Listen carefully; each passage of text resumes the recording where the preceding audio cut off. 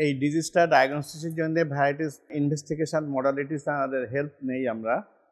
তো এর ভিতরে ইম্পর্টেন্ট একটা হচ্ছে ড্রপলার আল্ট্রাসাউন্ড। এই ড্রপলার একটা মেশিন, হ্যান্ডমেড মেশিন, বা হাতে রেখে ইউজ করা যায় অথবা টেবলে রেখে ইউজ করা যায়।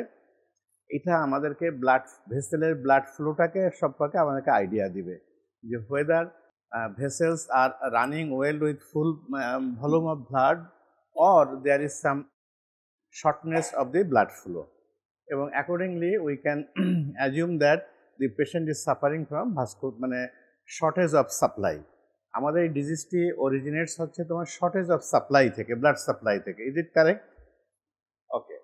By using sphygmomanometer, systolic blood pressure of the limb can be measured by positioning of the cuff at a suitable level and pressure index can be calculated.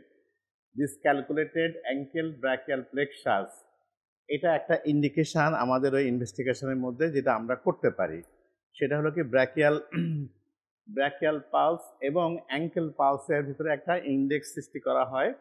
সেটাকে যদি অ্যাঙ্কেল ব্র্যাকিয়াল প্রেশার ইন্ডেক্সটা কি হচ্ছে, ankle blood pressure and brachial blood divided by brachial blood pressure. তুমি এই পেশেন্টের অ্যাঙ্কেলে blood প্রেশারটা মেজার করলে আর ব্র্যাকিয়াল আর্টারিতে ব্লাড প্রেশারটা মেজার করলে, যদি অ্যাঙ্কেল ব্লাড প্রেশারকে divided by brachial blood pressure এটা যদি করা হয়, যদি নর্মাল ভ্যালুজ আর অ্যাবভ 1, হয়তো মনে করো অ্যাঙ্কেল ব্লাড প্রেশার হলো তার 120, ব্র্যাকিয়াল প্লেক্সাস হলো হচ্ছে তোমার something less than ankle pressure, তাহলে তোমার ডিভাইড করলে হচ্ছে এক রেজাল্ট যদি এসে থাকে তাহলে এটা হচ্ছে তোমার normal values are above 1. However in patients with peripheral vascular disease of the lower limb the values are below 1 which indicates vascular obstruction. তাহলে অ্যাঙ্কেল ব্র্যাকিয়াল প্রেশার ইন্ডেক্সটা একটু জেনে রাখো, এটা অনেক সময় পড়তে তোমাদের কাজে লাগতে পারে। যদি নর্মালি অ্যাঙ্কেল ব্লাড প্রেশারকে, অ্যাঙ্কেলেও কিন্তু ব্লাড প্রেশার মেজার করা যায়, এটা শব্দটা তোমাদের কাছে কি is it unknown? It is possible to measure your blood pressure at the level of ankle. It is clear? আর ব্র্যাকিয়াল ব্লাড প্রেশার তো ইউজুয়ালি সবাই আমরা মেপে থাকি। তো অ্যাঙ্কেল ব্লাড প্রেশার যেটা হয়েছে তাকে যদি ব্র্যাকিয়াল ব্লাড প্রেশার দিয়ে ভাগ করি, যদি রেজাল্ট 1 and above হয়ে থাকে, এটা এই ইন্ডেক্সটা হচ্ছে নর্মাল। বাট যদি এর নিচে হয়ে থাকে, বিলো 1 যদি হয়ে থাকে, তাহলে এটা ইন্ডিকেশন আসছে যে ভাস্কুলার সাপ্লাই ইনসাফিসিয়েন্সি আছে। নাও আমরা আগে একটা ডিফারেন্সিয়াল ডায়াগনোসিস করেছিলাম যে থ্রোম্বোঅ্যাঞ্জিনাল অবলিটারেন্স, দ্যাট ইজ দি বার্জাস ডিজিজের সাথে অ্যাথেরোস্ক্লেরোসিসের। তো এখানে কতগুলো আমরা সামারাইজ করেছি সেই দুটো ডিজিজের ডিফারেন্স, যে যদি কোনো whether this patient is suffering from Buerger's disease or হচ্ছে অ্যাথেরোস্ক্লেরোটিক ডিজিজ, এটা তুমি এই ইন্ডেক্স দেখে সহজেই তুমি ইমাজিন করতে পারবা। সেই ডিফারেন্সিয়াল পয়েন্টগুলো কি কি? ফার্স্ট থিং হচ্ছে is thromboanginal obliterance occurs around the age of 20 to 40, but atherosclerosis হয় around the age of 50 or above. তাহলে একটা পেশেন্ট তোমার কাছে যদি আসে, 30 ইয়ার্স এজের একটা পেশেন্ট যদি আসে, তার যদি ভাস্কুলার ইনসাফিসিয়েন্সি কোনো সিমটম নিয়ে আসে, তুমি সহজেই ভাবতে পারো যে this patient is suffering from thromboanginal obliterance, not atherosclerosis, because this age is not common for atherosclerosis. Okay. Next thing is sex. Buerger's disease is exclusively a disease for the male persons. অ্যাথেরোস্ক্লেরোসিসটাও তোমার ফিমেলদের জন্য less, তাহলে তোমার অ্যাথেরোস্ক্লেরোসিসটা ফিমেলের জন্য usually less but may happen. কিন্তু একটা female পেশেন্টের জন্য বার্জার্স disease হয়েছে, এটা রিয়ারেস্ট ডিজিজ হিসাবে তখন আমরা ট্রিট করব। আর এটিওলজিটা কি? Regarding the point of aetiology, it is a smoker's disease. Thromboangiitis obliterans is a smoker's disease. যে পেশেন্ট কখনোই স্মোক করে না তার ক্ষেত্রে এই ডিজিজটা সাধারণত আমরা পাই না, বাট স্মোক করলেই যে তার এটা হবে, it is not that. But যতগুলো পেশেন্ট ডিটেকশন হয়েছে বা যতগুলো পেশেন্ট আমাদের কাছে ট্রিটমেন্টের জন্য আসে, মোস্ট অফ 10% বলা যেতে পারে দে আর স্মোকার। তাহলে এটাকে স্মোকার্স ডিজিজ আমরা বলতে পারি। Atherosclerosis is a rich man's disease who is usually a smoker, diabetic and hypertensive. তাহলে অ্যাথেরোস্ক্লেরোসিসটাকে ক্ষেত্রে আমরা কি বলছি, এটা আছে রিচ ম্যানস ডিজিজ, যার ওখানে মানে ডায়াবেটিস থাকবে, তারপরে স্মোকিং থাকবে এবং হাইপারটেনশনের হিস্ট্রি থাকবে। তাহলে অ্যাথেরোস্ক্লেরোসিসের জন্য তোমার ডায়াবেটিস, স্মোকিং অ্যান্ড হাইপারটেনশন, এই তিনটা ডিজিজ কাজ করবে। আরেকটা জিনিস কি কাজ করবে, ওরা একটা স্ট্রং ফ্যামিলি হিস্ট্রি কাজ করবে অ্যাথেরোস্ক্লেরোসিসের জন্য। বাট তোমার বার্জাস ডিজিজের জন্য কোনো ফ্যামিলি হিস্ট্রি ওয়ার্ক করে না। Excessive smoking produces increase level of carboxyhemoglobin which damages these vessels and ultimately atherosclerosis vasospasm takes place.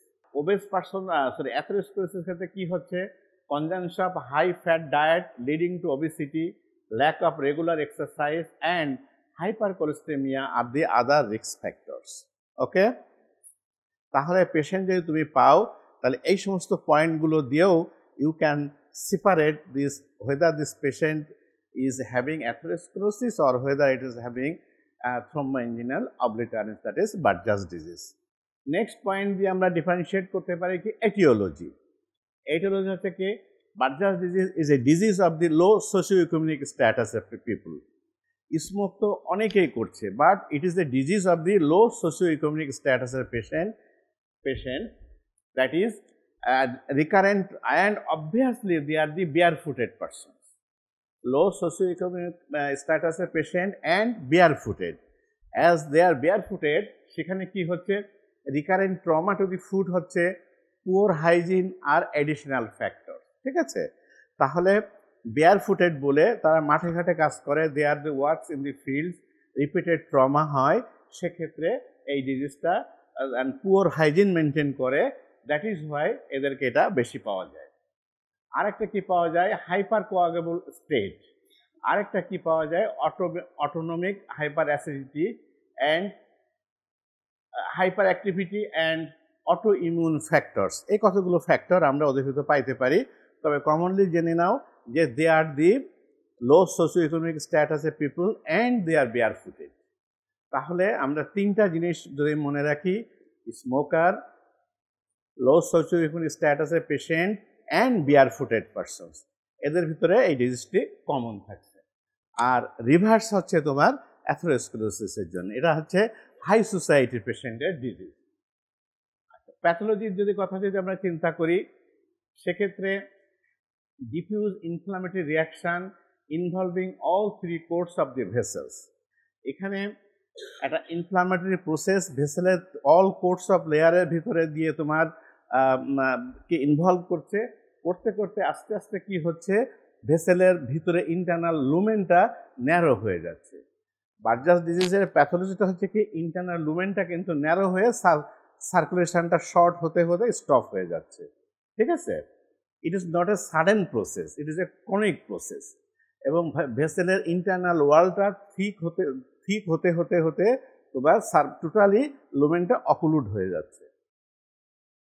Diffuse inflammatory reactions involving all three courts of the vessel causing thrombus resulting in a occlusion of the lumen, that is obliterans.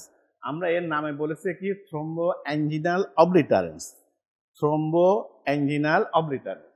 তো যেহেতু resulting in occlusion of the lumen, এটাকে আমরা বলছি obliterans। Polymorph giant cells and microabscesses are found within the thrombus, and in severe cases vein and nerve are bounded by fibrous tissue. তো ultimately এই থ্রোম্বাসের ভিতরে তোমার মানে ফাইব্রোসিস হয়ে ভেসেলটাকে completely occluded or একদম ন্যারো, মানে অলমোস্ট ন্যারো করে ফেলছে। আর অ্যাথেরোস্ক্লেরোসিস ক্ষেত্রে কি ঘটছে, deposition of lipid rich অ্যাথেরোমেটাস plaque, ওখানে হচ্ছে অ্যাথেরোমেটাস প্লেক জমা হচ্ছে, আর এখানে তোমার ইনফ্লামেশন হচ্ছে, দুটো বেসিক চেঞ্জ হচ্ছে ভাস্কুলার ওয়ালের ভিতরে। সেখানে হচ্ছে কি এক্সাম্পল কোথায় অ্যাথেরোস্ক্লেরোসিস, দেখো lower abdominal aorta, coronary arteries etcetera, plaques, may undergo calcification, ulceration and thrombosis. তাহলে সেখানে যে প্লেগটা জমছে সেটা কি হচ্ছে, ক্যালসিফিকেশন হতে পারে, আলসারেশন হতে পারে অথবা থ্রম্বোসিস হতে পারে। তাহলে দুটো ডিজিজের characteristic symptom is the same, but মেকানিজমটা কত ডিফারেন্ট সেটা একটু ধারণা নিয়ে রাখো। এরপরে আসছে কি দেখো, কোন কোন ভেসেল কোন ডিজিজ ইনভলভ হচ্ছে। বার্জাস ডিজিজের ক্ষেত্রে যেহেতু এটা থ্রম্বো অ্যাঞ্জিনাল অবলিটারেন্স, সেখানে লার্জ ভেসেলগুলো ইউজুয়ালি এফেক্টেড হয় না। ইউজুয়ালি এক্ষেত্রে small and medium size vessels such as dorsalis pedis, posterior tibial, popliteal are commonly involve vessels. ঠিক আছে, তাহলে বার্জাস ডিজিজটা তোমার এটা never affects the large vessels, rather it affects the small and medium size vessels like arteria dorsalis pedis, posterior tibial and popliteal vessels. আর অ্যাথেরোস্ক্লেরোসিসে আমরা কি বলছি, medium sized and large vessels are involve, totally reverse হচ্ছে। হ্যাঁ, medium sized and large vessels are involve in atherosclerosis. তারপরে limb ইনভলভমেন্টের ক্ষেত্রে দেখো যে বার্জাস ডিজিজ আপার লিম্বসে is usually uncommon, it is very much common for lower limb. অ্যাথেরোস্ক্লেরোসিসের ক্ষেত্রেও আপার লিম্বটা হচ্ছে involvement is rare. Nature of vessel wall ওখানে নট থিকেন্ড হচ্ছে বার্জাস ডিজিজে, আর অ্যাথেরোস্ক্লেরোসিসে তোমার ভেসেল ওয়ালটা থিক হয়ে যাচ্ছে, মোটা হয়ে যাচ্ছে। বার্জাস ডিজিজের ক্ষেত্রে তো লুমেন্ট অক্লুড হচ্ছে, আর অ্যাথেরোস্ক্লেরোসিসের ক্ষেত্রে ওয়ালটা থিক হয়ে যাচ্ছে। আর regarding the blood pressure, normally normal limb and low in diseased limb. তা ব্লাড প্রেশারের ক্ষেত্রে যদি আমরা বার্জাস ডিজিজের যে ভেসেলগুলো এফেক্টেড না, সেখানে আমরা নর্মাল ব্লাড প্রেশার পাবো, আর এফেক্টেড ভেসেলে আমরা ব্লাড প্রেশারটাকে লো পাবো। আর অ্যাথেরোস্ক্লেরোসিস ক্ষেত্রে hypertension is the common presenting feature. আছে, তাহলে এই কতগুলো পয়েন্ট আছে, এই পয়েন্টগুলো দিয়েও আমরা সহজে একটা পেশেন্টকে সর্ট আউট করতে পারবো। আরেকটা আছে এখানে দেখো, superficial migrating thrombophlebitis and Raynaud's phenomenon. Raynaud's ফেনোমেননটা বার্জাস ডিজিজ ক্ষেত্রে can be present, but atherosclerosis ক্ষেত্রে নট সিন। এনজিওগ্রাফি যদি আমরা করি, এনজিওগ্রাফিতে আমরা বার্জাস ডিজিজে কি পাবো, corkscrew pattern of the vessel, এইটা মনে রাখো। এনজিওগ্রাফি যদি আমরা করি তো তাহলে আমরা বার্জাস ডিজিজের ভেসেলটার ভিতরে পাবো কি, ক্রক স্ক্রু প্যাটার্ন। আর অ্যাথেরোস্ক্লেরোসিসে পাবো শো সাইট অফ ব্লক, ওরা একটা কোথায় ব্লক আছে, করোনারি আর্টারিতে ব্লক হয়েছে, হার্টে ব্লক হয়েছে, আমরা কমনলি শুনে থাকি, ওখানে দেখা যাবে যে একটা ভেসেল ব্লক হয়ে গেছে। ঠিক আছে, বাট বার্জাস ডিজিজের ক্ষেত্রে এরকমটা পাওয়া যাবে না, ক্রক স্ক্রু প্যাটার্নটা থাকবে।